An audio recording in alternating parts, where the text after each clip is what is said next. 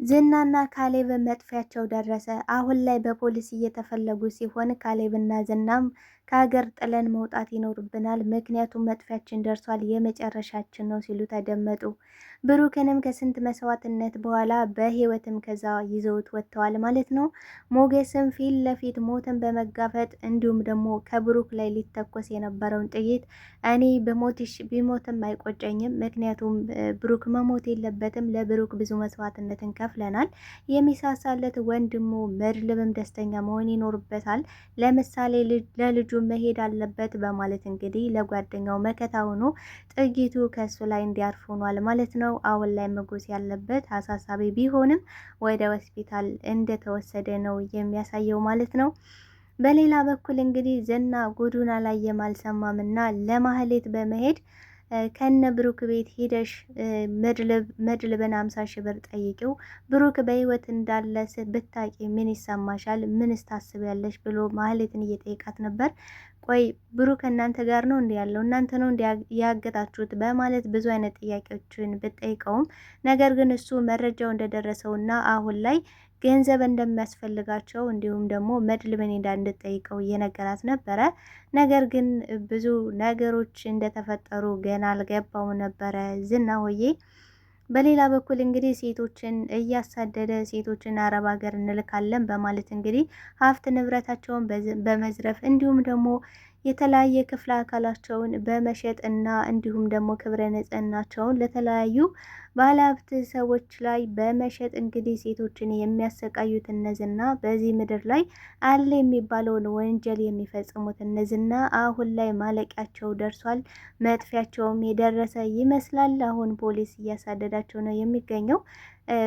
ሞገስም እንግዲህ አሁን ላይ ትንሽ የተጎዳ ቢሆንም ነገር ግን በህይወት እንዳለ እንዲሁም ደግሞ ብዙ የሚያሳስብ ነገር እንደሌለ ዶክተሮች ተናግረዋል ማለት ነው።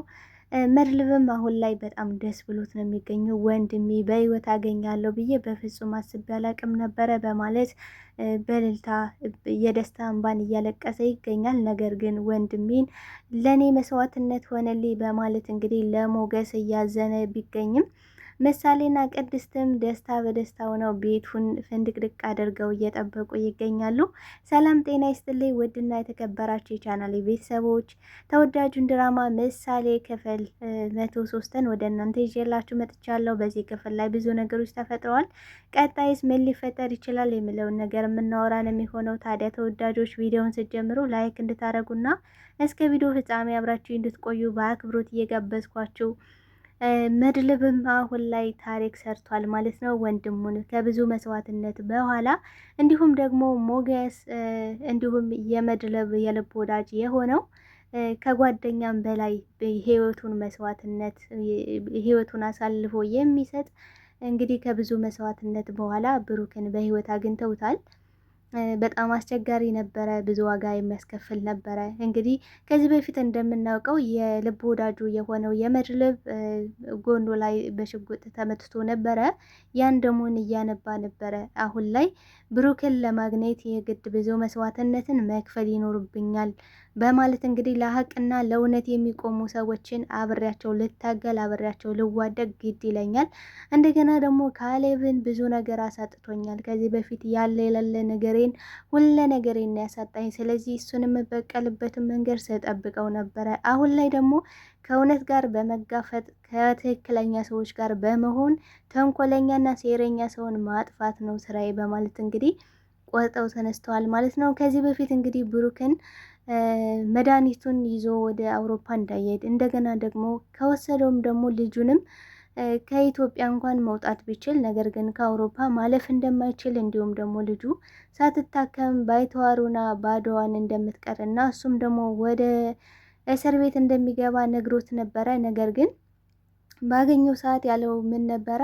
በቃ ወደ እኔ ዙረህ እንዳታየኝ፣ እኔ ለረዳህ ነው የመጣሁት። ስለዚህ አሁን የምነግርህን ነገር በትክክል ሰማይ፣ ስልክ የምታወራ መስለ ሰማይ። ምክንያቱም የነ ካሌብ ሰዎች እየተከታተሉን ስለሆነ ስለዚህ በምንም ሁኔታ ማስነቃት የለብህም። ነገር ግን መድኃኒቱን ቆሻሻ ገንዳ ላይ ጥለህ መሄድ ይኖርብሃል ብሎት ነበረ። በሰዓቱ ግን ብሩክ ተደናግጦ ስለነበር ማለትም እንግዲህ ከዚህ በፊት የሆነ ስህተት ሰራለሁ ብትል አንተንም ልጅህንም እንገላቸዋለን ብለውት ስለነበረ በዚህ ሁኔታ ልጁን አሁን ላይ ማዳን ስለሚፈልግ አይ በፍጹም እንደዚህ ማድረግ አልችልም፣ ምክንያቱም እነ ካሌብ አስጠንቅቀውኛል፣ ልጄንም ይገሉብኛል፣ ልጄንም ማሳከም ይኖርብኛል። ስለዚህ ከኢትዮጵያም ስወጣ ከዚህ ሰዎች አሉ ብለውኛል። ከዛም ደግሞ የሚቀበሉ የኛ የሆኑ ሰዎች አሉ ነበር ያለው ብሩክ። ነገር ግን እየዋሹት እንደሆነ ከዚህ እንኳን ከኢትዮጵያ አንድ ሁለት ሰው ቢኖራቸው ሙሉ ሰራተኛው ግን የነሱ እንደማይሆን እንደገና ደግሞ ከአውሮፓ ከገባ በኋላ ብዙ ችግር ሊገጥመው እንደሚችልና ወደ እስር ቤት እንደሚገባ እንዲሁም ደግሞ እሷ ምሳሌም ሳትታከም ባዶዋን እንደምትቀርም ልጁን ማዳን እንዳለበትም እንግዲህ የመድብል የልብ ወዳጁ ሲነግረው፣ በዚህም እንግዲህ ምን ብሏል ብሩክ ተስማምቷል። በጣም ደስ ብሎታል ማለት ነው። በቃ እኔ ዋናው የምፈልገው ልጄን ማዳን ነው። ልጄን ካዳንኩኝ ከመጣሁኝ በኋላ ከፈለጉ ይግደሉኝ፣ ከፈለጉ የሚፈልጉትን ሁሉ ያድርጉ። ምክንያቱም ብዙ መስዋዕትነትን ልከፍል ዝግጁ ነኝ። እኔ ምሳሌን ሳሳድጋት እናቷ ከሞተች በኋላ በቃ እናትም አባትም ብዙ መስዋዕትነት ሆኖኝ ነው ያንን ቤቱን ደግሞ መሸጥ የማልፈልገው። እኔ ስሞት ለምሳሌ አንድ ያላት ብቸኛ ውርስ ቤቱ ነው ብሎ ነበረ ማለት ነው። ዝናም አሁን ላይ ህጻናትን እንዲሁም ደግሞ ልጃገረድ ሴቶችን አረብ ሀገር እንልካለን በማለት ከቤተሰቦቻቸው ከገጠር በማምጣት ያላቸውን ሀብት ንብረታቸውን በቤተሰቦቻቸው በመዝረፍ እንዲሁም ደግሞ ሴቶችን ክብረ ንጽህናቸውን ለባለ ሀብት በመሸጥና እንዲሁም ደግሞ የተለያየ ክፍለ አካላቸውን እያወጡ በመሸጥ የሚተዳደሩት ጨካኝና እና አውሬዎች አሁን ላይ ሉላን የምትመስል ቆንጅዬ ሴት በማገት እንግዲህ ምን ብሏል ዝና? በቃ አባትሽ አሁን 500,000 ብር እንዲያስገባልኝ ንገሪው፣ ከዛም በኋላ እኔ ለቅሻለሁ ብሏታል ማለት ነው።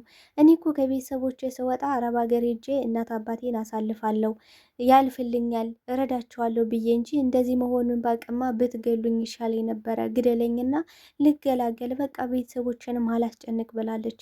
እሱ ግን በበኩሉ ምንድን ያለው ይሄ እኮ ስራችን ነው፣ በቃ ሴቶችን መሸጥ ማገት እንደምንፈልገው ማድረግ ይሄ በቃ የምንተዳደርበት ስራችን ነው ብሏል ማለት ነው። በቃ ግብሩን ትክክለኛ ግብሩን ያመነ ሰው ቢኖር የመጀመሪያው ሰው ዝና ነው ማለት ነው። ስለዚህ 500,000 ብር ከየትም አመጥተው ሊሰጡህ አይችሉም። እኔ ቤተሰቦቼ ያለ የሌላ አቅማቸውን ተጠቅመው ነበር አይላኩኝ። ሲቀጥል ደግሞ ፈታሻለሁ ብለህ ከዚህ በፊት ገንዘብ አስለካቸዋል። አሁን ምንም የላቸውም። እኔ አረብ ሀገር ላከኝ እባክህ፣ መሄድ እፈልጋለሁ፣ መቀየር እፈልጋለሁ ስትለው እሱም አረብ ሀገር ብትሄጂ በፎቅ አዘልለው ይጥሉሻል ብሏታል ማለት ነው። ከዛ እጅ በሞት አዘልለው ቢጥሉኝ ይሻል ነበረ ብላለች በበኩሏ ማለት ነው። ስለዚህ አሁን ላይ ቤተሰቦችሽ ገንዘብ የማያመጡልኝ ከሆነ የማያስገባልኝ ከሆነ አንቺን የምትመስል ቆንጅዬ ሴት ሚስቴን ተወስዳብኛለች ብሏል ማለት ነው። እንግዲህ ሉላ ከዚህ በፊት እንግዲህ አናቱን ብላው ነበረ ወደ ሞገስ የሄደችው።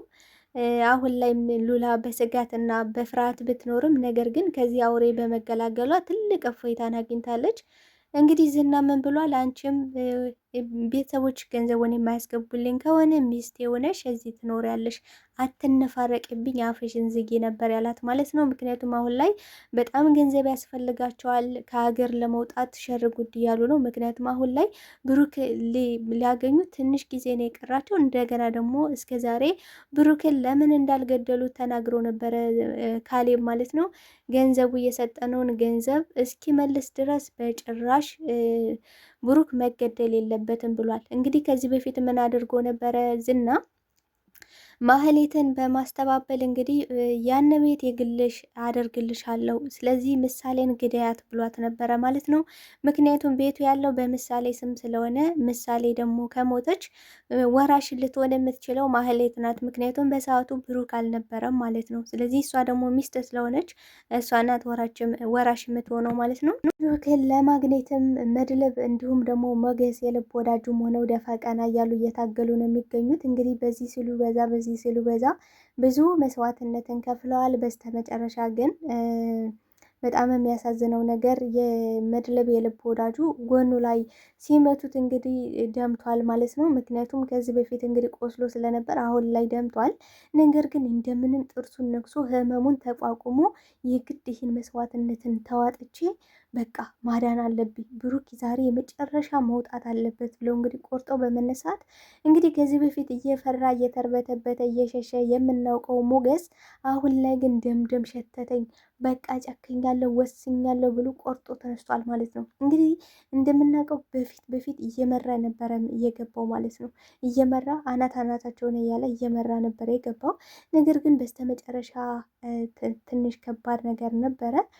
ምክንያቱም ብሩክን ለማግኘት እንግዲህ ደቂቃዎች ሲቀሩ ብዙ ያልተጠበቀ ነገሮች ነው የተፈጠሩባቸው። እንግዲህ እዛ ሰው የለም ብለው ነበር ያሰቡት። ነገር ግን በየቦታው ብዙ ሰው አሰማርቶ ነበረ ካሌብ ማለት ነው። ምክንያቱም በጣም ይፈራዋል መድልብን። በጣም ከመፍራታቸው ከመንቀጥቀጣቸው የተነሳ በየቦታው በየክላሱ ምን አድርጓል? ሰው አቋቁሟል ማለት ነው።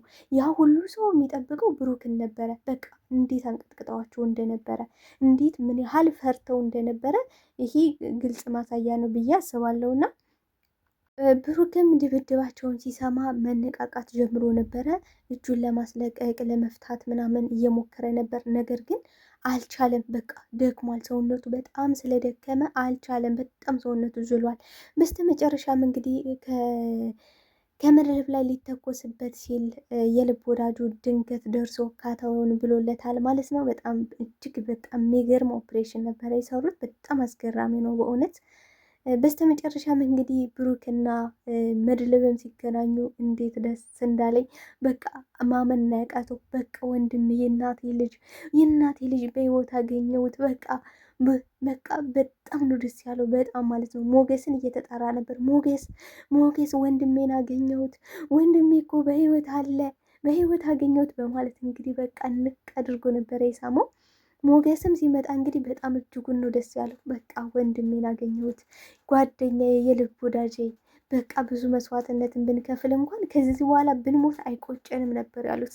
ልክ ፈትተው ይዘውት እየወጡ እያለ ነበረ እንግዲህ ከባድ ችግር የተፈጠረው። ከዚያም በኋላ እየወጡ እያለ እንግዲህ ምን ሆኗል? የተደበደበው ሰው ነቅቷል ማለት ነው። አይቷቸዋል። እየወጡ እያለ እንግዲህ ብሩክን ይዘው እየወጡ ባለበት ሰዓት ምን አድርጓል? ቀና ብሎ ሊተኩስበት ከብሩክ ላይ ነበረ ሊተኩስ የነበረው። ነገር ግን ምን አድርጓል ሞገስ? በቃ አሁን ላይ እኔ መስዋዕት መሆን ካለብኝ እኔ ነው መስዋዕት መሆን ያለብኝ። ምክንያቱም መድልብ ምን ያህል ዋጋ እንደከፈለ፣ ምሳሌ ምን ያህል በጉጉት እንደምጠብቀው፣ እንዲሁም ቅድስት። ስለዚህ አሁን ላይማ ደስታውን አላጨልምበትም። የመድልብን ደስታ በፍጹም አላጨልምበትም። ስለዚህ መወገድም ካለብኝ እኔ እወገዳለሁ፣ መስዋዕትን መሆን ካለብኝ እኔ እሆናለሁ በማለት እንግዲህ ሽጉጡ ፊት ለፊት ዙሮ ነበረ የተጋፈጠው። እሱ ሲወድቅ እንግዲህ ምን ሆኗል? አጋጣሚ ደግሞ የመድልብ የልብ ወዳጁ ድንገት ደርሶ ተኩሶበታል ማለት ነው፣ ከዛኛው ከካሌብ ሰው ላይ። አሁን ላይ ሞገስ ትንሽ የተጎዳ ቢሆንም ነገር ግን ዶክተሮች ደግሞ በህይወት እንደሚተርፍና ምንም ችግር እንደማያመጣበት ተናግረዋል ማለት ነው። እጅግ አስደሳች ነገር ነው እውነት ለመናገር። በቃ ሞገስ በቃ እንደዚህ አይነት የልብ ወዳጅ ሲኖራችሁ፣ እንደዚህ አይነት ጓደኛ ሲኖራችሁ እጅጉን በቃ ህይወታችሁን ሳሰስቱ ብትሰጡትስ? እስኪ በሞታችሁ በዛ በሞት አፋፍ ላይ ሆኖ ፊት ለፊት በቃ እኔ ጓደኛዬ ከሚሞት ለምን እኔ ህይወቴን አሳልፌ አልሰጠውም? በፍጹም በዚህ ዘመን ላይ በፍጹም የማይታሰብ ነው እንደዚህ አይነት ነገር። ጭራሽ እስኪ እንዲያው ታማችሁ ወይ ደግሞ የሆነ ችግር ደርሶባችሁ ጓደኛዬ ብላችሁ እስኪ ያናግሯቸው። ግብረ መልሱን ታዩታላችሁ፣ ግብረ መልሱን ታውቁታላችሁ።